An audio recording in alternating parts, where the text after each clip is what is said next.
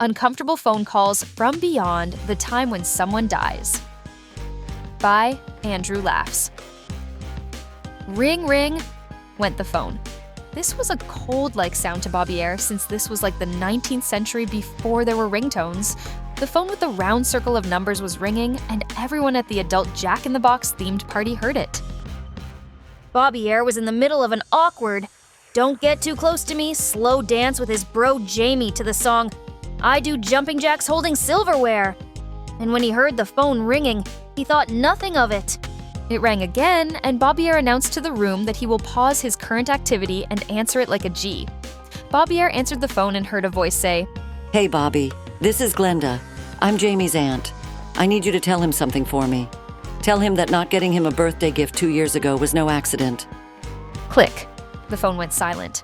Bobbyaire wasn't sure if that was a prank call or not, but he wanted to tell Jamie discreetly. "Can I have everyone's attention, please?" Bobby shouted, getting everyone's attention. "Jamie, 2 years ago, it was no accident that your Aunt Glenda didn't get you a birthday gift. She just called me to tell you that." Jamie was shocked. But Aunt Glenda died last year. I've held daily resentment against her for not getting me Robux or an action figure of the Monopoly Man dressed up as an elk. Now Bobbyaire was the one shocked.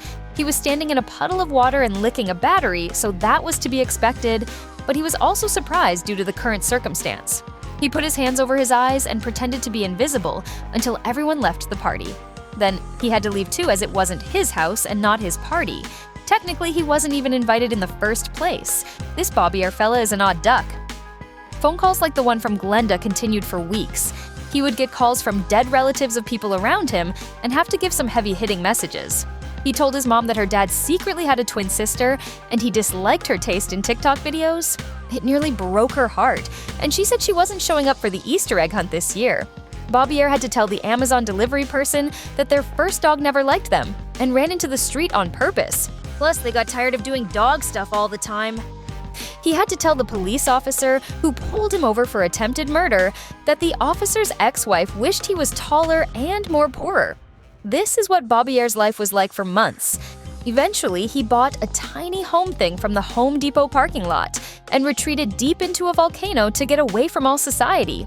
He put the phone in that tiny home, and Bobbyaire went back to his normal life and didn't have to deal with any of that phone business again. It never occurred to him to just not answer it.